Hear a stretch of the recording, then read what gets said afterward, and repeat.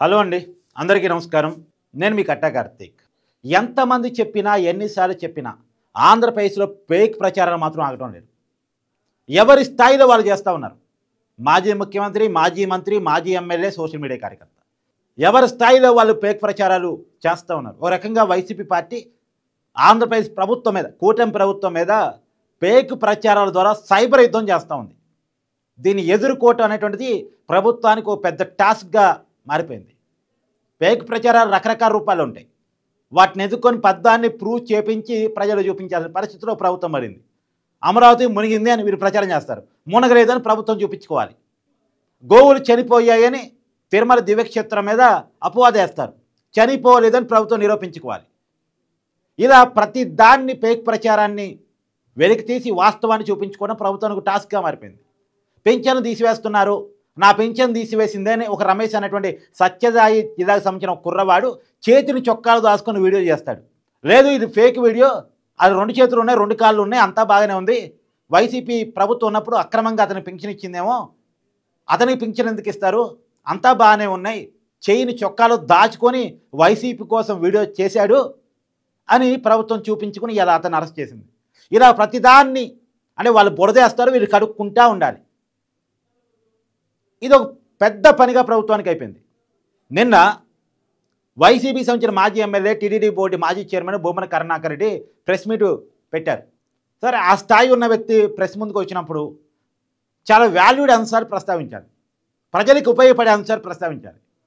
నిజానికి వీళ్ళు ఫేక్ ప్రచారాలకి తిరుపతిని కూడా వదలట్లేదు, తిరుమల దివ్యక్షేత్రాన్ని కూడా వదలట్లేదు. మొదట్లో అక్కడ తొక్కిసాడు జరిగితే వైకుంఠ ఏకాదశి నాడు దానికి ప్రభుత్వానికి, దానికి టీటీడీ బోర్డుకి, దానికి టీటీడీ చైర్మన్కి లింగి పెట్టే ప్రయత్నం చేశారు. చివరికి ఎంక్వైరీలో ఎవరు చేరారు, అక్కడ అరుణాథ్ రెడ్డి కారణం అని తేలింది, టీటీడీ అధికారి.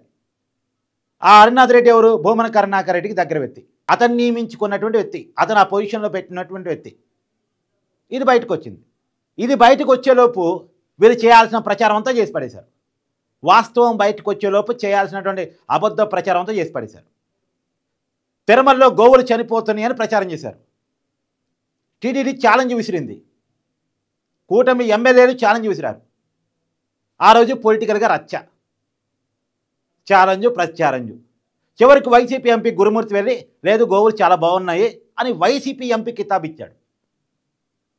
అలా కితాబ్ ఇస్తామని మళ్ళీ అతనికే క్లాస్ పార్టీలో, వైసీపీ పార్టీలో. వీళ్ళు ప్రూఫ్స్ ఏం చూపారు, ఏదో ఎప్పుడో ఎక్కడియో తీసుకొచ్చి ఆ ప్రూఫ్స్ చూపించి ఇదే నిజం అని చెప్పి నమ్మించే ప్రయత్నం చేస్తారు. మొన్న అంబటి రాంబాబు గారు కనుక ఎక్కడో బెంగాల్లో రిగ్గింగ్ జరిగితే ఆ వీడియో పట్టుకొచ్చి పులివెందుల రిగ్గింగ్ జరిగి చూడండి అని వీడియో పోస్ట్ చేశాడు కదా. ఆ వీడియో సరిగా ఎడిటింగ్ జరగలేదు కాబట్టి, దాంట్లో బెంగాలీ మాటలు వచ్చాయి కాబట్టి, అక్కడ బెంగాలీ సంబంధించిన పోలింగ్ పేపర్స్ కనపడ్డాయి కాబట్టి ప్రజలకు వాస్తవం అర్థమైపోయింది. లేకపోతే దాన్ని నమ్మించే ప్రయత్నమేగా. అంబటి రాంబాబుకు మాజీ ఎమ్మెల్యే, మాజీ మంత్రి, ఆ స్థాయిలో ఆ ప్రచారం చేయొచ్చు. అసలు ఆయన స్థాయిలో ఆ ప్రచారం ఆయన చేయొచ్చా? కరెక్టేనా? ఎక్కడో బెంగాల్లో జరిగిన రిగ్గింగ్ని పట్టుకొచ్చి అసలు పులివెందుల పోస్టల్ బ్యాలెట్స్ కూడా కావవి, అదే పులివెందుల పోలింగ్ పేపర్స్ కూడా కావవి,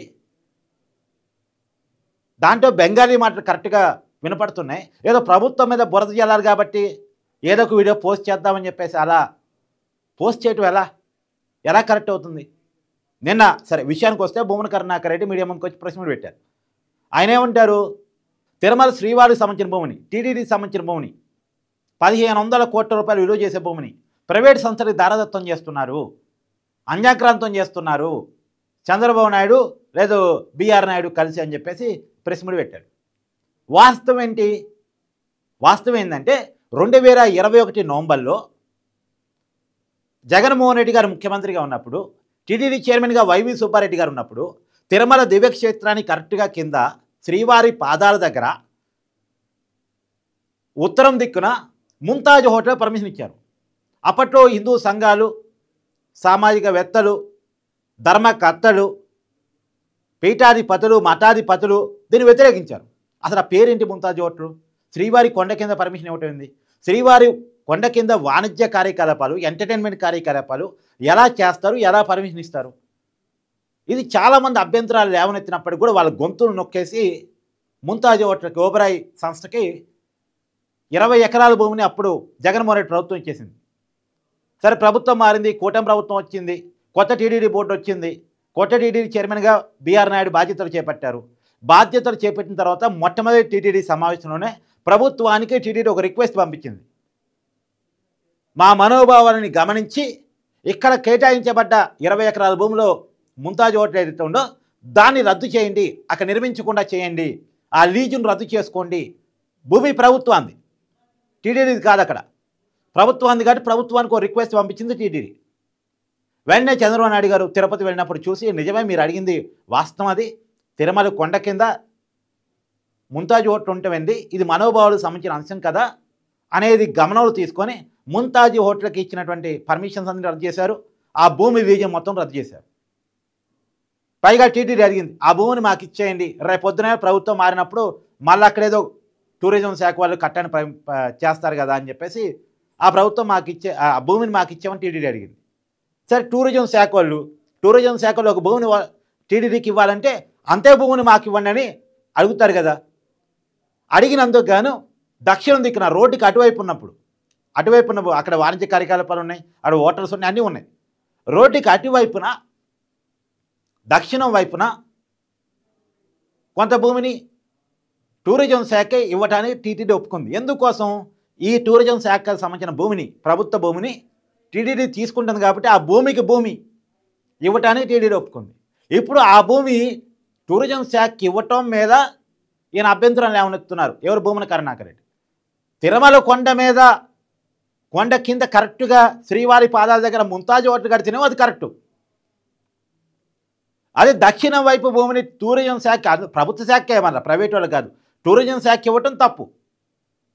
ఒక ఉపరాయి సంస్థకి ప్రభుత్వ భూమిని, శ్రీవారి పాదాల దగ్గర ఉన్న భూమిని ధారాతత్వం చేసి ప్రజల మనోభావాన్ని, హిందువుల మనోభావాన్ని పట్టించుకోకపోవటం కరెక్టు. ప్రభుత్వ సంస్థకి ఆ భూమిని టీటీడీ తీసుకుంటున్నందుకు గాను దక్షిణం వైపు ఉన్న భూమిని టూరిజం శాఖకి టీటీడీ అప్పచెప్పడం తప్పు. ఏమన్నా లాజిక్ ఉంది అసలు? భూమన కరుణాకర్ రెడ్డి గారు సమాధానం చెప్పాలి. అంటే మనం మాట్లాడేది ప్రజలు గమనిస్తుంటారు. ఒకప్పులాగా లేదు, సోషల్ మీడియా పెరిగింది. 2019 ఎన్నికలకు ముందు ఏం మాట్లాడినా జనం నమ్మారు. పింక్ డైమండ్ అంటే జనం నమ్మారు. శ్రీవారి నగరు చంద్రబాబు నాయుడు ఇంట్లో ఏంటి నమ్మారు. ఆ వైసీపీ చేసిన ఆ రోజు ఫేక్ ప్రచారాన్ని నమ్మారు.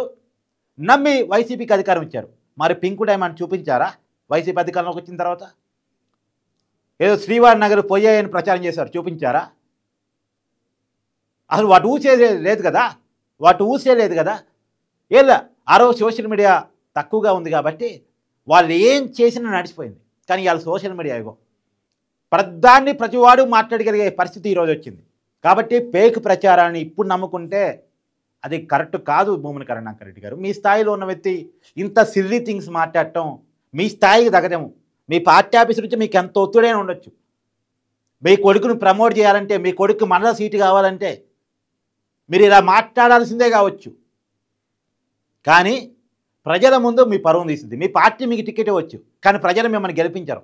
ఎందుకు? ఒకప్పుడు మీకు ఎంత పేరుండేది అక్కడ, మీకు కానీ మీ కుటుంబానికి కానీ. ఇప్పుడు ఎందుకు లేదు? ఇలాంటి ఫేక్ ప్రచారాల వల్ల, ఫేక్ మాటల వల్ల, మీరు చేస్తున్న అరాచకాల వల్ల, మీరు చేసిన తప్పుల వల్ల, మీరు చేసిన అక్రమాల వల్ల మీ సామ్రాజ్యం తిరుపతి, కానీ అది అలా బయటలు వారిపోయింది.